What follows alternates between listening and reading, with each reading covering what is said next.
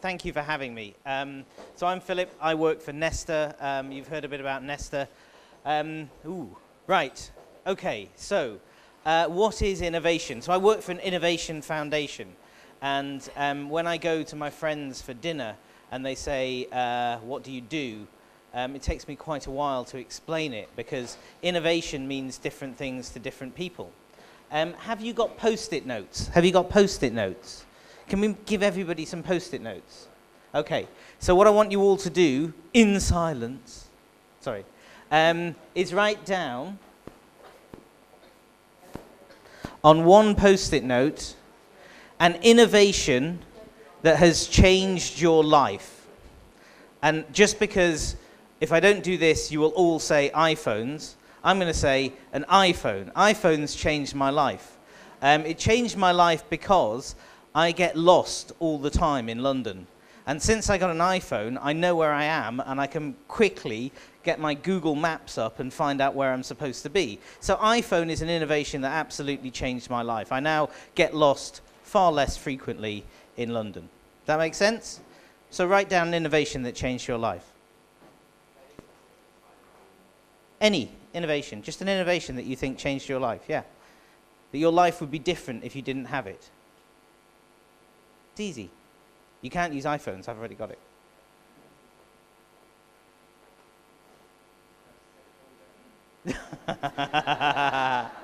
Larry, by the way, is already my best friend here because he said, are you Philip's dad? Because he said that on the photo I look younger. Thank you, Larry. It was only taken last week, that photo. Okay, who's got one?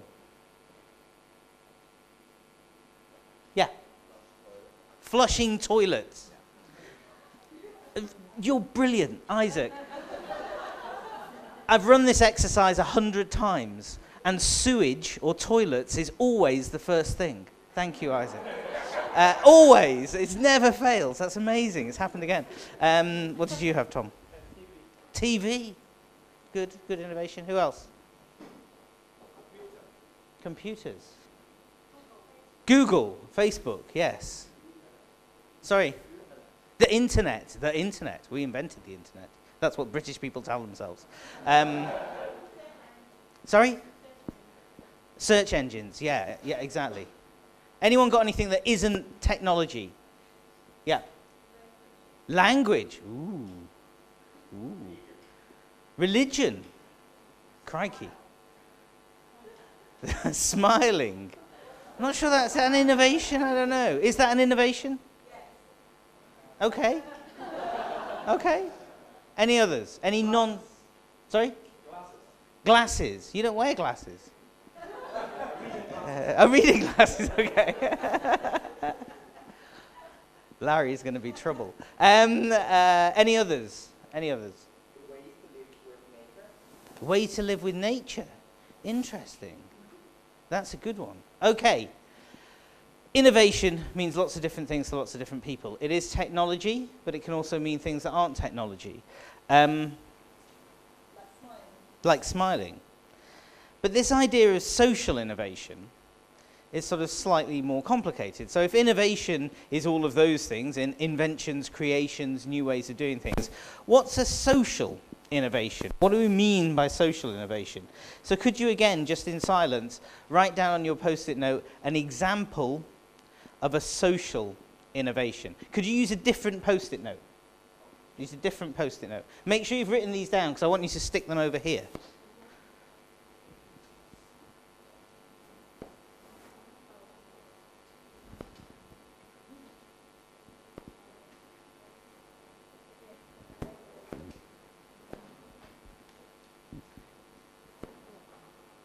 No pressure, Isaac, but I'm counting on you to give us the first one.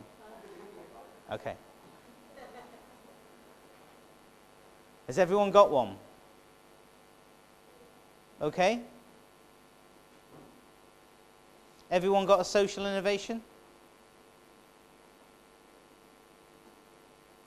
Isaac, go on.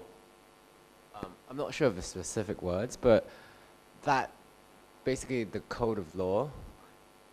He's amazing. Thank you. Tax is what I usually get first. But code of law is brilliant. That's a great one. Who else has got one? One from the back I haven't heard. Yes? Banking, yeah. Very popular in Europe at the moment. Any from over here? Facebook as a social innovation, yes. Who else? Kindergarten, so nursery schools. Yeah. Insurance. That's a good one too. Cafes. Where did that come from? There. Brilliant. There. Oliver. Prison. That's fantastic. I haven't had that one before. That's a great example of a social innovation. Look, we can spend a long time on this exercise, but I haven't got long. The thing, prison's a great one. I'm going to use that in future. Does anyone know who this is? There's no reason why you would, right? This is a guy called Fleming. I like to tell the story of Alexander Fleming. He was a scientist, and he did an amazing thing. He discovered penicillin. So this is the guy that essentially discovered antibiotics, which has transformed lots of people's lives. And I tell his story for two reasons. I think it's a great example of a social and a scientific innovation coming together. But more importantly, his story tells us about how innovations happen. So what happened is he was a very messy scientist. And he basically left all of his stuff in his laboratory and went on holiday for 6 weeks to France. Those were the days when he used to go on holiday for 6 weeks in the UK. And when he came back, in one of the dishes was, he'd been experimenting with bacteria. The bacteria had died around a mold. And that mold was the penicillin, was the antibiotic, right? That's the bacteria killer that he found. Now, lots of people use his story to say that innovations are accidental, that they come up by chance. But actually, I use his story differently, because Fleming was embarked on a process of scientific discovery. He was trying to understand how bacteria worked. And what he did is he observed something that had happened by chance, and then translated it into an innovation that changed everybody's lives. So innovations come about partly by chance, but also through discovery, through a systematic process of testing and adaptation. And it's as true for social innovations as it is for technology innovations. So of course iPhones, we need a newer photo, don't we, of an iPhone 5. iPhones and other technological innovations are examples of things that transform our lives. They're new discoveries that go on to change the world. But there are lots of different types of innovation. The Harlem Children's Zone, it was great to hear somebody say kindergarten. The Harlem Children's Zone is an innovation in how they do schooling in New York that's transformed the lives of thousands and thousands of kids growing up in one of the toughest neighborhoods. Carpets were an amazing innovation. Carpets used to be, in Europe at least, only for the very richest people. And then somebody invented a way of making it an automated process to create a tufted carpet, and suddenly we all have carpets. Made our lives much nicer. Skateboards is an example of a user innovation. No company created skateboards. Surfers, who didn't have surf, there's a movie about this, it's great, put wheels on little surfboards, and in one summer in California, when all the swimming pools had gone dry, they used them to kind of skateboard up and down empty swimming pools. So user innovation, service innovation, like new forms of banking, frugal innovation, the Akash tablet computer there in the middle. And there are lots of models for how you create innovation. This is some of them, I won't go through them. They basically all involve some kind of funnel, where you have lots of ideas and then you go through a systematic process to get down to fewer, better ideas. And this is the model of innovation that we'll be working through with you. This was developed by Nesta and the Young Foundation a few years ago. And what this tries to articulate is that innovation is a process. It's not linear, so don't think of this as a line. You start at one end and you work your way through. Instead, the reason it's a spiral is it's meant to be an iterative process. So you start by exploring opportunities and challenges, understanding the issues that you're trying to get to grips with. And I'm going to talk to you about some of that in a moment. Generating ideas, developing and testing those ideas, putting them into practice, making the case for them to be better than the thing that is happening currently, delivering and implementing, growing and scaling, taking something from a small idea that's working in one place to spreading it across a country. And then ultimately, what we want to do is change systems, particularly in social innovation. I think it's also really important, this point that innovations give rise to other innovations. So I use the iPhone as the example of the thing that changed my life. This is the iPod. They're very old-fashioned now, right? But people remember iPods before we had iPhones. The thing about iPods, which I think is interesting, is there was nothing new in an iPod at all. Apple didn't invent anything new. There was no discovery, no invention. iPods were essentially an accumulation of other people's innovations. The Sony Walkman was the thing that really was new in listening to music. Back in the 80s, that transformed the idea of music from something that you had to do in a static environment with other people to something you could do personally and on the move.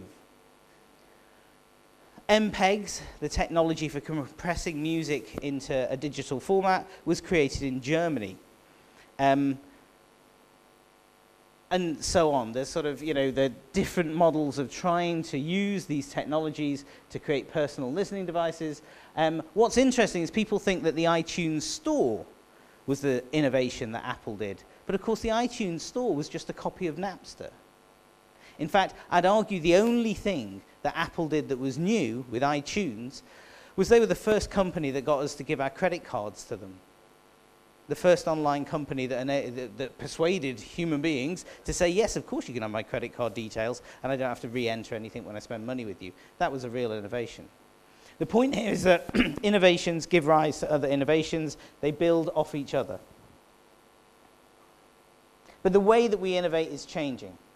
So innovation used to be about discovery in big laboratories, lots of scientists working in the Bell Labs or the Bayer Institute in Germany. And of course, it's changing now. Open innovation models, lots of big companies like Cisco don't do innovation anymore. What they do is buy companies, smaller companies that do innovation.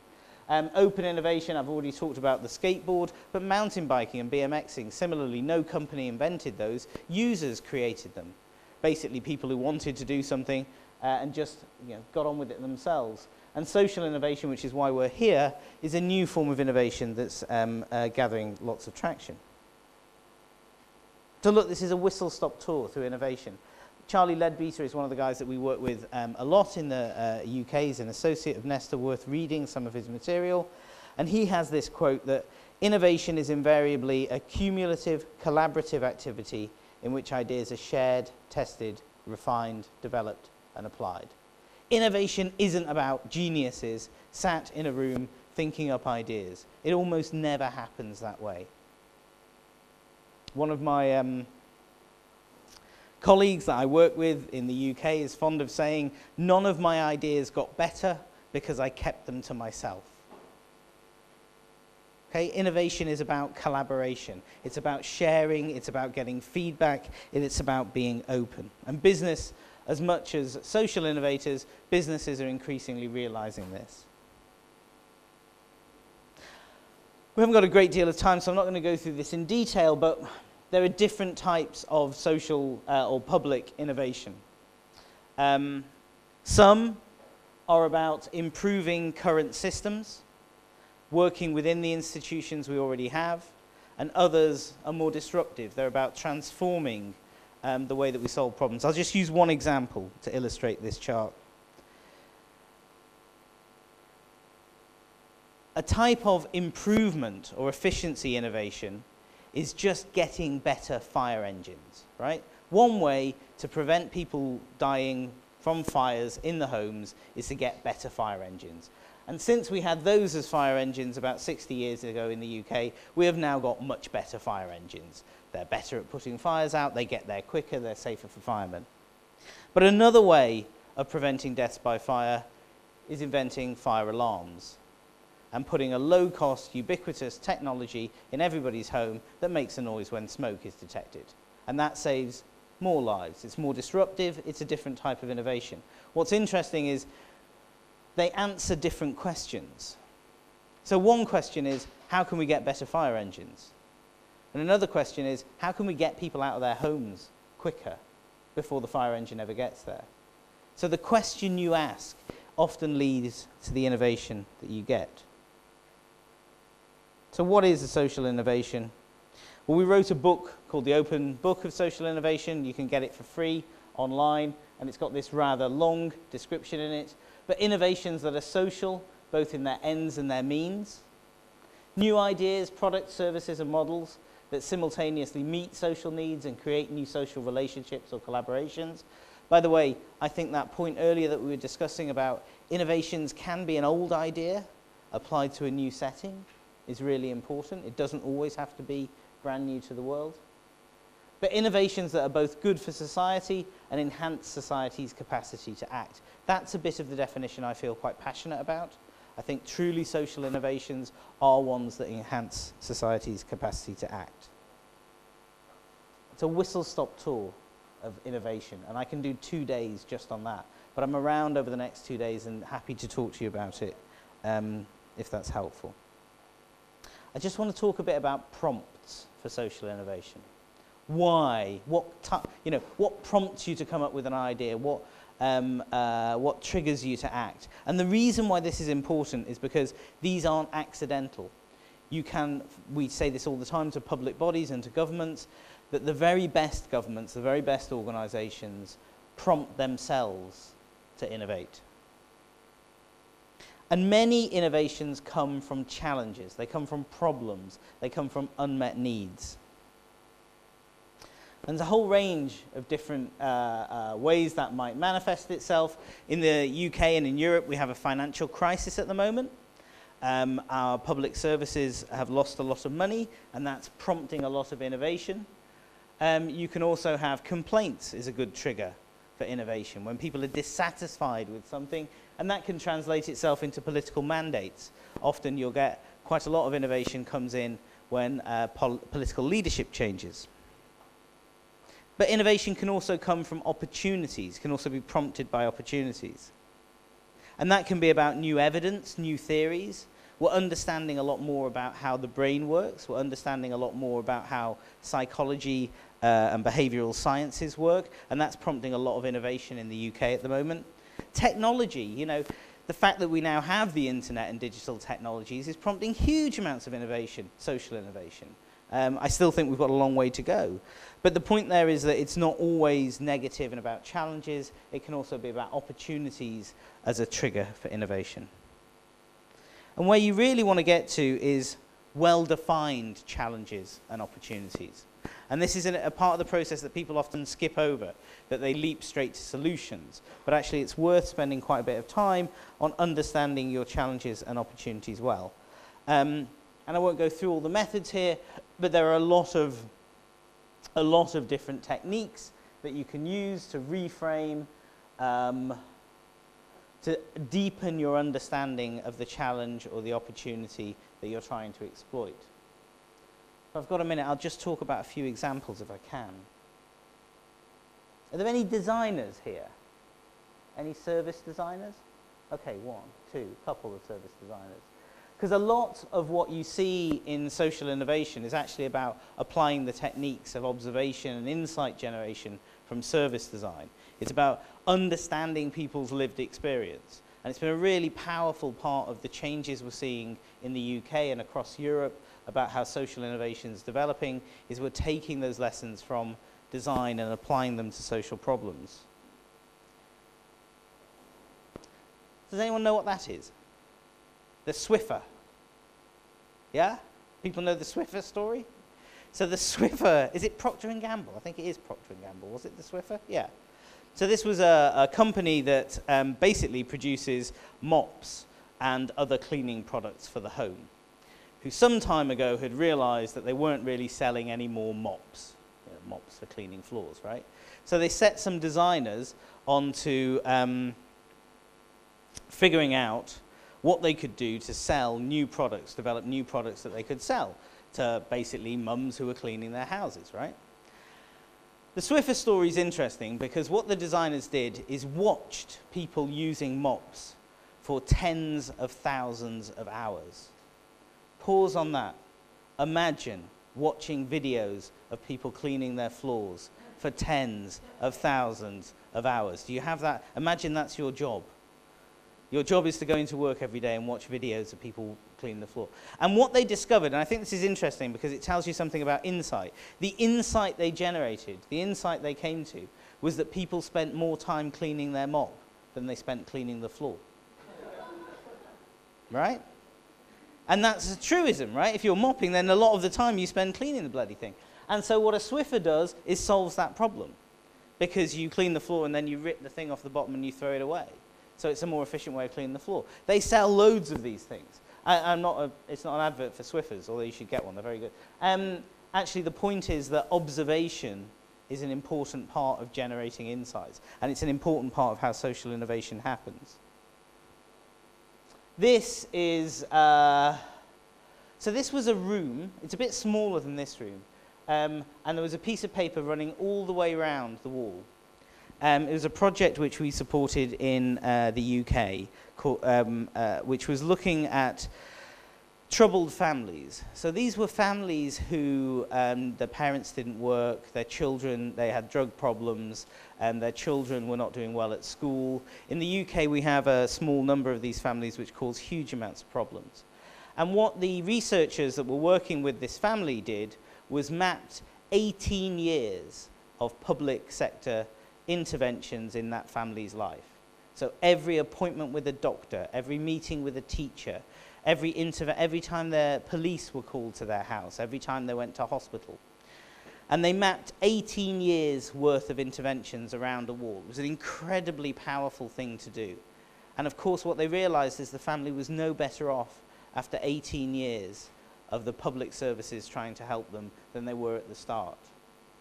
And that led to a whole set of innovations about how they support families in crisis in that part of the UK. But an incredibly detailed piece of work to understand their lived experience. You don't have to spend that much time. There are lots of techniques, excuse me, to get there much quicker.